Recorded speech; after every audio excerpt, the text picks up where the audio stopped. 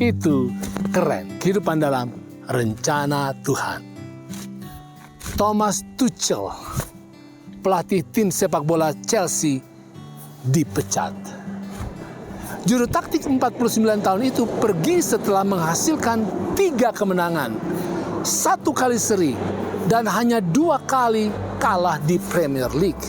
Tidak buruk, apalagi pada tahun yang lalu dia telah membawa timnya juara Liga Champions, juara se-Eropa. Walau memang beberapa hari yang lalu dia kalah dari Dinamo Zagreb di matchday pertama di Champions League, itu adalah masih awal. Dan banyak orang yang sangat menyesali pemecatannya. Terlalu terburu-buru, kata banyak orang. Saudara, coba bayangkan kalau Tuhan tidak sabar terhadap kita. Karena dosa dan kesalahan kita, kita pasti segera dipecat. Dipecat dari kehidupan di bumi ini. Bahaya bukan? Nah, perhatikan, ketika Tuhan memberikan 2 loh batu yang berisikan 10 hukum, Tuhan lewat di depan Musa dan dikatakan, berjalanlah Tuhan lewat dari depannya dan berseru, Tuhan, Tuhan, Allah penyayang dan pengasih, panjang sabar, berlimpah kasih setianya.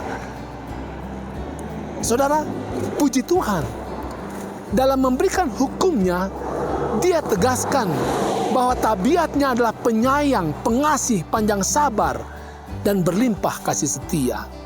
Inilah yang menjamin kita untuk terus hidup bertumbuh di dalam Tuhan.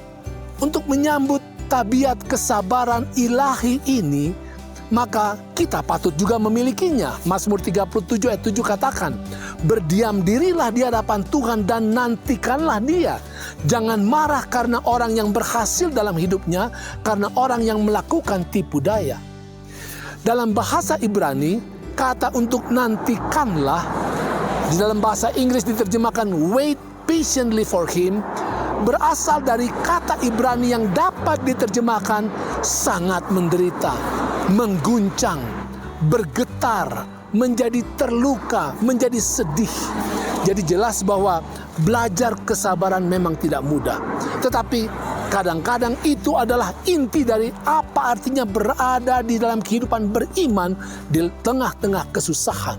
Tetapi saudara, apa yang penting ketika kita sedang menunggu sesuatu yang dari Tuhan, bukanlah berapa lama kita harus menunggu, tetapi sikap kita saat menunggu. Jika kita percaya kepada Tuhan, kita telah menyerahkan hidup kita di tangan Tuhan. Jika kita telah menyerahkan kehendak kita kepada Tuhan, maka kita dapat mempercayai bahwa Tuhan akan melakukan yang terbaik bagi kita. Sehingga ketika itu adalah yang terbaik bagi kita, tidak akan menjadi masalah betapapun sulitnya untuk mempercayainya. Saudara, kita harus percaya bahwa Tuhan punya waktu yang tepat untuk bertindak bagi kita dan bagi dunia, bahkan bagi kepentingan alam semesta.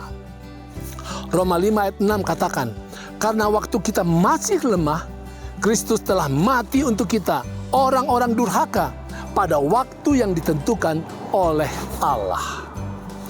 Ketika kesusahan menimpa, ada banyak alasan spiritual yang penting mengapa kita akan mengalami waktu menunggu.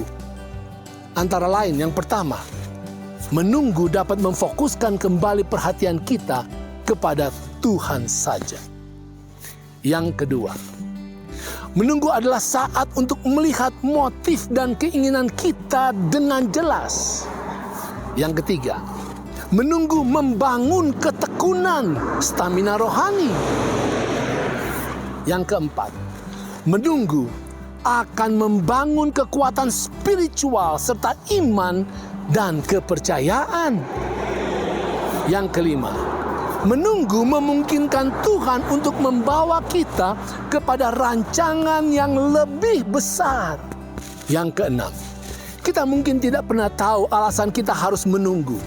Oleh karena itu, sabar adalah wujud iman sejati. Itu adalah wujud hubungan erat kita dengan Allah, penguasa alam semesta. Itu